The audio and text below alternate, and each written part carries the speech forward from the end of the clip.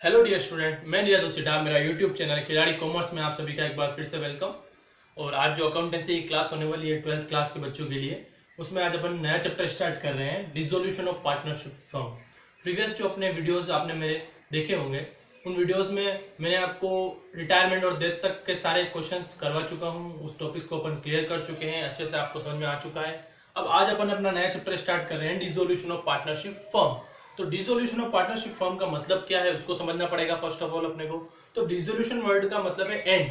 And का मतलब ये कि पार्टनरशिप फर्म का जो बिजनेस है वो अब बंद होने वाला है। अब उस फर्म को वो पार्टनर्स कंटिन्यू नहीं कर पा रहे हैं। उसके पीछे कोई भी रीजन हो सकते हैं। मे बी वो पार्टनर्स आपस में उनके कुछ प्रॉब्लम्स आ रही हैं, उनको प्रॉफिट शेयरिंग रेशियो में कुछ प्रॉब्लम हो रही हो, या कोई भी रीजन हो सकता है जिस वजह से वो पार्टनरशिप फर्म को क्या करना चाहते हैं, बंद करना चाहते हैं। तो उसको अपन बोलते हैं डिसोल्यूशन ऑफ पार्टनरशिप फर्म। इसके अंदर क्या होगा कि फर्म पूरा बिजनेस अपना क्लोज कर देगी और फाइनल सेटलमेंट कर दिया जाएगा कि जिन जिन आउटसाइडर्स से जो पैसा आपने अपनी फर्म ने ले रखा है उसको पे कर दिया जाएगा, सारे एसेट्स को सोल्ड कर दिया जाएगा, और फाइनली अगर कुछ बचता है तो पार्टनर्स को वो अमाउंट पे कर दिया जाएगा। तो इस तरीके से अपन क्या देखेंगे, डिसोल्यूशन ऑफ पार्टनरशिप फर्म के अंदर क्या क्या अपने को स्टेप्स फॉलो करनी है उसके बारे में बातचीत करेंगे, और बहुत सारे डिस्कशन अपन करेंगे। इसके अंदर कुछ स्टेप्स मैं आपको बताऊंगा, इसके अंदर उसको फॉलो करेंगे अपन। अब सबसे अच्छी बात जो है, जो प्रीवियस पार्टनरशिप्स के जो चैप्टर्स आपने पढ़े बेटा, उनके अंदर आपको सबसे ज्यादा डिफिकल्टीज जो आई वो ये होगी कि आपको न्यू रेशो कैलकुलेट करना पड़ रहा है, कभी गेनिंग रेशो कैलकुलेट करना पड़ रहा है, कभी आपको आपको सैक्रिफाई रेशो कैलकुलेट करना पड़ रहा है। तो बहुत सारी प्रॉब्लम्स आपने फेस की। पर अब सबसे अच्छी बात आपके लिए यहाँ पर ये है कि इस चैप्टर में आपको कोई भी gaining ratio, sacrifice ratio, new ratio calculate नहीं करना है। यहाँ पर सिर्फ एक ही रेशो यूज में आएगा, ओल्ड रेशो, जो ऑलवेज क्वेश्चन में गिवन होगा। क्वेश्चन में आपको ऑलवेज ओल्ड रेशियो गिवन होगा, और अगर नहीं गिवन है तो इट मींस आपको सभी को पता है कि पार्टनरशिप के अंदर जब क्वेश्चन आपका रेशियो गिवन नहीं होता है तो ओल्ड रेशियो जो होता है वो इक्वली होता है 1:1। ठीक है, तो वो चीज अपने को ध्यान रखनी है। तो फर्स्ट स्टेप जो आप हमेशा प्रीवियस जितने चैप्टर्स पढ़े उसमें आपको जो परेशानी आती थी, ये वही आप समझ नहीं पाते थे कि कहाँ पे न्यू रेशियो कैसे निकाले, गेनिंग रेशियो कैसे निकाले। तो सबसे अच्छी बात इस चैप्टर के अंदर ये बेटा है कि आपको कोई भी रेशियो कैलकुलेट नहीं करना है, ओल्ड रेशियो पर ही सारे ट्रीटमेंट अपन को कवर करने हैं। Second thing, goodwill of treatment of goodwill. Treatment of goodwill एक सबसे बड़ा आपके लिए हेडेक हमेशा रहा है प्रीवियस सारे चैप्टर्स में। एडमिशन के टाइम पे ट्रीटमेंट ऑफ गुडविल का अलग ट्रीटमेंट है, पीएसआर जो आपका प्रॉफिट चेंजिंग शेयरिंग रेशियो है उसके अंदर उसका ट्रीटमेंट अलग है, फिर रिटायरमेंट और डेथ के टाइम पे उसका ट्रीटमेंट अलग है। तो हर टाइम क्या होता है, गुडविल का ट्रीटमेंट चेंज हो जाता है।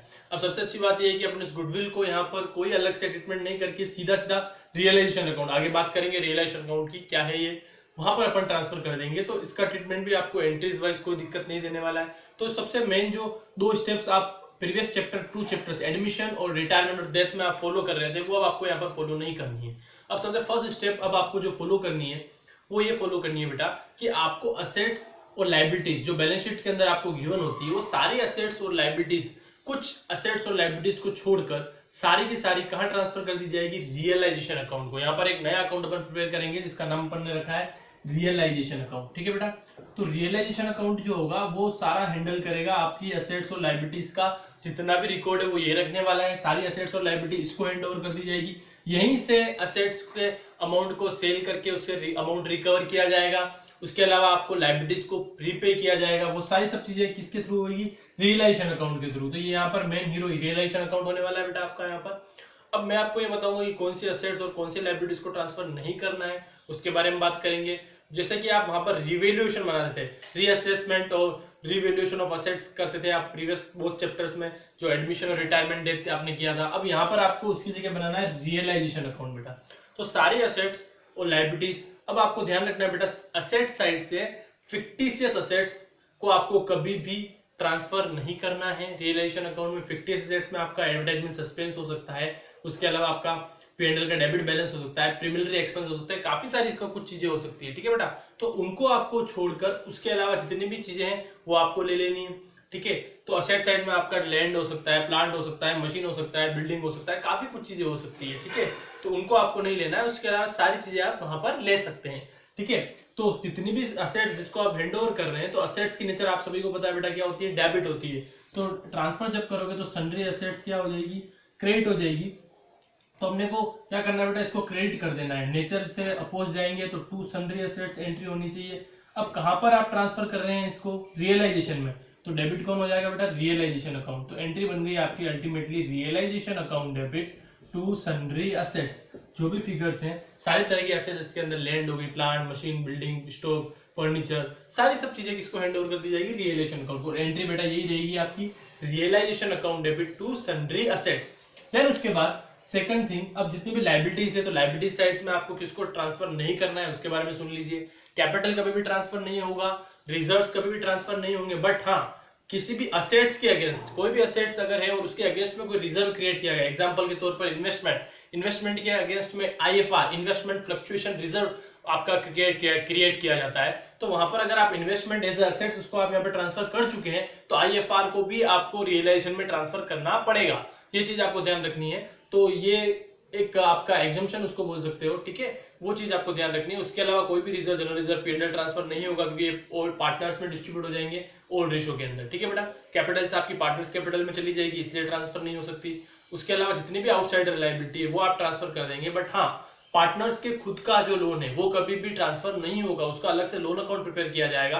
बट हाँ पार्टनर्स के किसी रिलेटिव का लोन है तो उसको अपन क्या करेंगे बेटा, ट्रांसफर करेंगे। सपोज एक्स के वाइफ का लोन हो गया, ब्रदर्स लोन हो गया, सिस्टर्स लोन हो गया, फादर्स लोन हो गया, मतलब किसी का भी कुछ भी रिलेटिव का लोन है तो वो आपका रियलाइजेशन में ट्रांसफर हो सकता है। बट पार्टनर का खुद का, जैसे एक्स लोन हो गया, वाई लोन हो गया, जेड लोन हो गया, तो पार्टनर अगर खुद है और उसका लोन अगर है तो वो ट्रांसफर नहीं होगा रियलाइजेशन में, वो सीधा सीधा कहां चला जाएगा, उसका अलग से लोन अकाउंट प्रिपेयर करके अपन उसको पेमेंट करेंगे।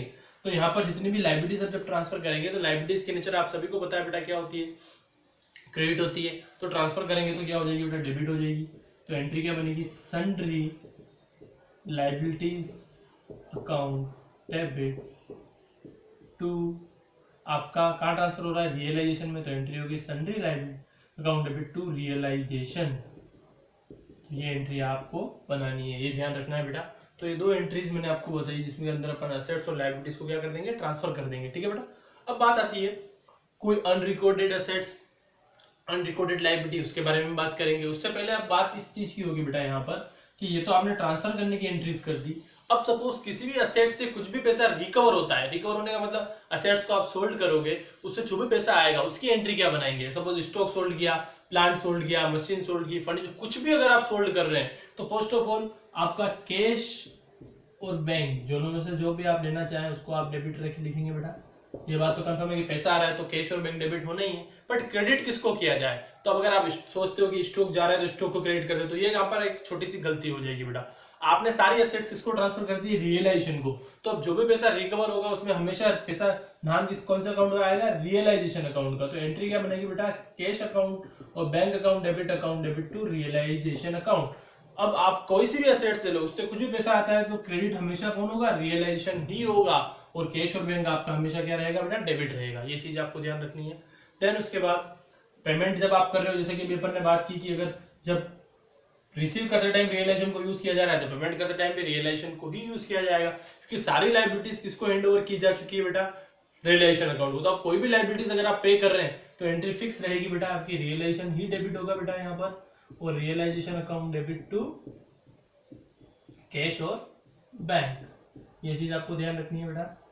तो ये मेन चीज है जो इस चैप्टर से रिलेटेड है, और इससे रिलेटेड आपको जो प्रॉब्लम दे सकती है वो मैं क्लियर कर रहा हूँ। कोई डाउट्स अगर आपको रहेंगे तो मेरा व्हाट्सअप नंबर आप सभी के पास है, क्वेरीज आप भेज सकते हैं, पूछ सकते हैं।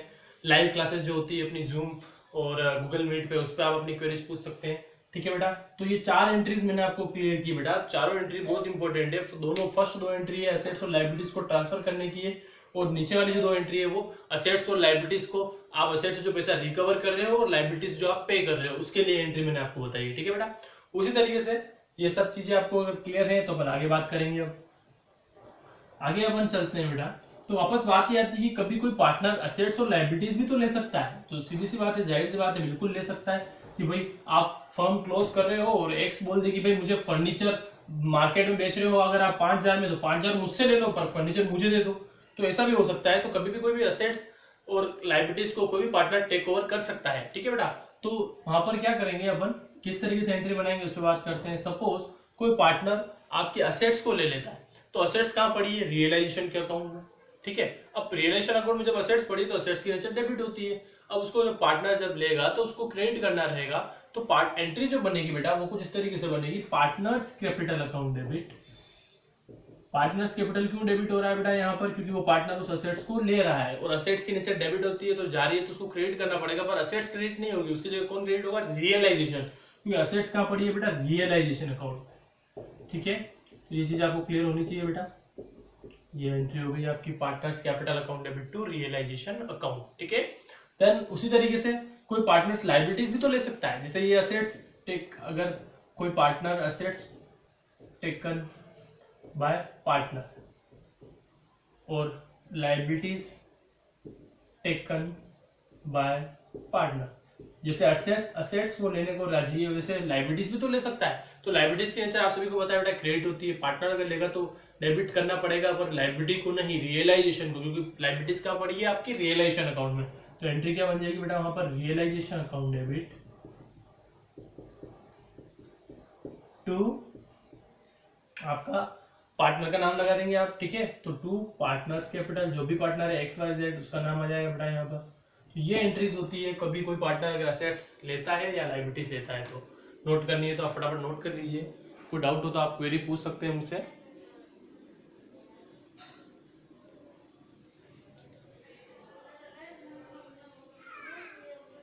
तो ये सारी सब चीजें अपन डिस्कस कर रहे हैं बेटा, ये सारी चीज हो गई, दोनों चीजें आपको क्लियर है। अब अपन बात करते हैं क्या होता है बेटा कि रियलाइजेशन अकाउंट अपन प्रिपेयर कर रहे हैं, तो उस टाइम पीरियड में आप असेट्स को सोल्ड भी करोगे, लायबिलिटीज को पे भी करोगे, तो वहां पर क्या होता है बेटा, कुछ एक्सपेंसेस आपको बियर करने होते हैं, जिसको अपन रियलाइजेशन एक्सपेंसेस के नाम से जानते हैं, उन सब चीजों को करने के लिए। तो रियलाइजेशन एक्सपेंसेस जो होते हैं उनके अलग अलग एंट्रीज अपन देख सकते हैं, अलग अलग कंडीशंस देख सकते हैं, उनके बारे में बात करेंगे, पर नॉर्मल कंडीशन में पहले अपन बात कर लेते हैं। जो कॉमन केस है आपका यहाँ पर वो ये है कि बेटा कि सपोज लायबिलिटीज जो होती है ना, वो लायबिलिटीज जो आपकी है उसको अपने को पे तो करना ही है, सीधी सी बात है।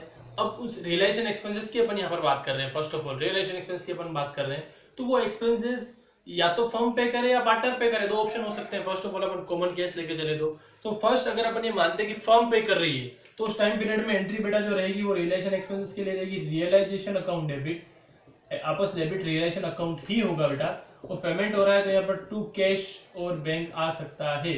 ये बात आपको समझनी पड़ेगी यहाँ पर बेटा, जब फर्म क्या करती है, एक्सपेंसेस बियर करती है, तो एंट्री होती है बेटा realisation to cash and bank. Suppose अगर फर्म की जो कोई इंडिविजुअल पार्टनर उस एक्सपेंस को बियर कर रहा है तो आप उस पार्टनर का नाम लगा दीजिए, तो अल्टीमेटली एंट्री क्या बन जाएगी बेटा, realisation account debit to partners capital. ये दोनों ही एंट्री अपन जो देख रहे हैं बेटा, वो दोनों ही एंट्री, ये आप दोनों की एंट्री आपके रियलाइजेशन एक्सपेंसेस के लिए ही है। बट फर्स्ट केस में अपन ने क्या रखा कि जब फर्म पे कर रही हो, ठीक है बेटा, और सेकंड में अपन ने क्या बोल दिया, जब पार्टनर पे कर रहा हो। ठीक है, तो ये सब चीजें आपको ये एंट्रीज रियलाइजेशन अकाउंट बनाने में पूरा हेल्प करेगी। आपको ये एंट्रीज बहुत अच्छे से समझ लेनी है, कोई डाउट हो तो आप मुझसे पूछ पाएंगे आराम से, जो अपनी नेक्स्ट लाइव क्लास होगी उसके अंदर। अब अपन यहाँ पर ये बात कर रहे हैं बेटा कि ये सारी एंट्रीज होने के बाद कुछ और छूट रहा है क्या, तो अनरिकॉर्डेड एसेट्स और अनरिकॉर्डेड लायबिलिटीज हो सकती है, तो उसके बारे में अपन बात कर लेते हैं। जैसे कि असेट्स अगर रिकॉर्ड है पहले से तो बैलेंस शीट में होगी, नहीं रिकॉर्ड है तो बैलेंस शीट में नहीं होगी, बट उस अनरिकॉर्डेड एसेट से भी अगर आपको कोई अमाउंट रियलाइज हो रहा है तो अल्टीमेटली अमाउंट तो रिकवर हो रहा है, पैसा आ रहा है, तो आपको यहाँ पर क्या करना पड़ेगा बेटा, कैश डेबिट करना पड़ेगा। सीधी सी बात है, कैश और बैंक को डेबिट करेंगे आप जब रिकवर होगा अमाउंट तो। पर उस असेट्स का नाम नहीं लिख के फिर से नाम किसका आएगा, रियलाइजेशन का ही। जो आप नॉर्मल एंट्री करते हो रिकॉर्डेड एसेट्स के लिए, वही आपको अनरिकॉर्डेड एसेट्स के लिए भी करनी है। तो फिर से एंट्री बेटा वही रहेगी, कैश और बैंक दोनों में से जिसको आप डेबिट कर रहे हैं वो डेबिट हो जाएगा, और अल्टीमेटली वहां पर अनरिकॉर्डेड एसेट्स का नाम नहीं आकर रियलाइजेशन का नाम ही आएगा। मतलब आप समझ सकते हैं बेटा कि जो रिकॉर्डेड एसेट्स है उसके लिए भी जो आप एंट्री कर रहे हो वही अनरिकॉर्डेड एसेट्स के लिए आपको एंट्री करनी है, कोई चेंजेस वहां पर नहीं है। सेम चीज लायबिलिटीज के लिए भी है, कोई अनरिकॉर्डेड लायबिलिटीज अगर है तो उसको पे तो करना पड़ेगा, पे फिर से रियलाइजेशन के थ्रू ही होगी वो लायबिलिटी। तो एंट्री बेटा आपकी realisation account debit to cash और बैंक ही बेटा एंट्री बनेगी, उसमें भी आपको कोई चेंजेस नहीं करना है। क्यों नहीं करना है, क्योंकि ये एंट्री आप जब रिकॉर्डेड लायबिलिटीज के लिए भी पे करते हो तो भी आप ये एंट्री करते हो कि कोई क्रेडिटर आपने रिकॉर्ड कर रखा है उसको पे कर रहे हो तो भी एंट्री रियलाइजेशन टू कैश है। अनरिकॉर्डेड क्रेडिटर है उसके लिए भी एंट्री रियलाइजेशन टू कैश ही रहेगी, इसलिए आपको कंफ्यूज नहीं होना बेटा। अनरिकॉर्डेड वर्ड आ जाता है तो एंट्री आपकी उस कंडीशन में भी सेम रहेगी। तो ये सब कुछ चीजें बेटा एंट्रीज वाइज में पहले आपको क्लियर कर रहा हूँ उस चैप्टर की, कि अपने को रियलाइजेशन में जब अकाउंट बनाना है तो इन एंट्रीज के थ्रू आप रियलाइजेशन अकाउंट इजीली बना सकते हैं। ठीक है बेटा, ये तो बात हुई एंट्रीज के थ्रू। अब सेकंड थिंग्स में आपको realisation account direct balance sheet से कैसे बनाया जाता है उसके बारे में बताता हूँ बेटा। जो शॉर्टकट्स बोल सकते हो आप, उसको थोड़ा टाइम बचा सकते हो। अगर आपको एंट्री समझ में आ जाती है तो उससे और इजी रहेगा आपको, वो देख लेते हैं अपन।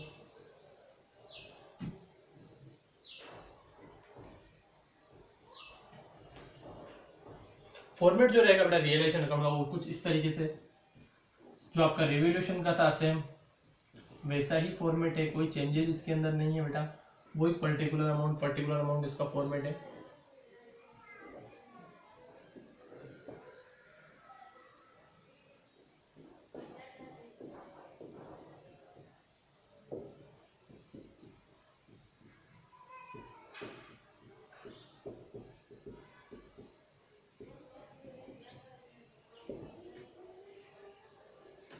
यही फॉर्मेट रहेगा।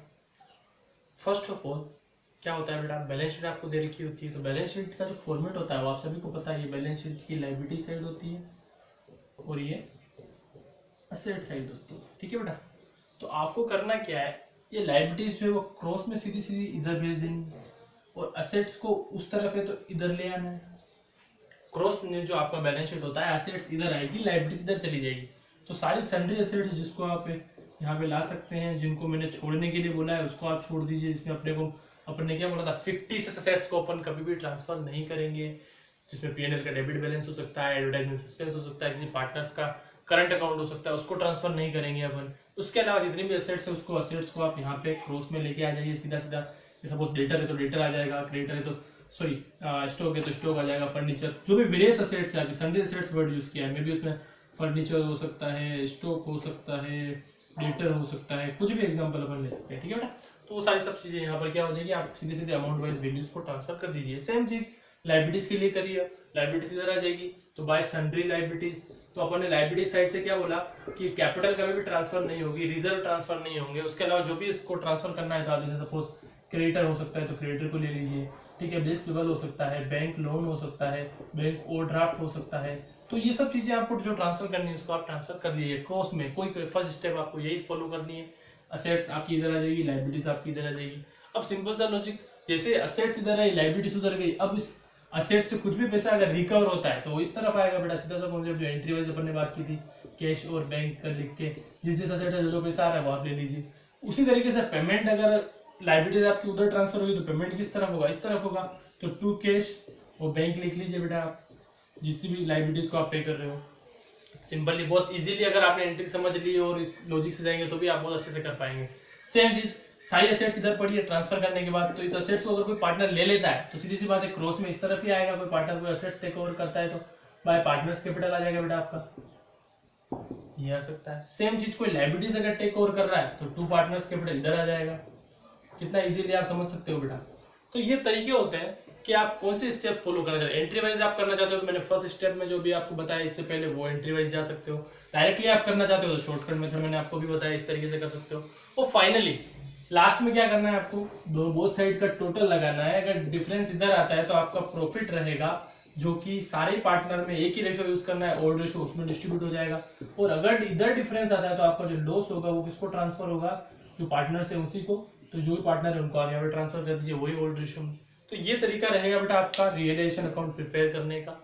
ठीक है, तो आज की जो एक क्लास है उसका मेन ऑब्जेक्टिव अपना डिसोल्यूशन का मीनिंग बताना था आपको, रियलाइजेशन अकाउंट बताना था, उनकी एंट्रीज समझाना था। वो मैं सारी सब कुछ चीज़ें आपको बता चुका हूँ इस वीडियो में। फिर भी अगर आपको कोई डाउट्स रहते हैं तो आप मेरे को अपनी क्वेरीज, मेरे जो व्हाट्सअप नंबर है 8386899564 पे आप मेरे को भेज सकते हैं, कॉल कर सकते हैं, मैसेजेस कर सकते हैं।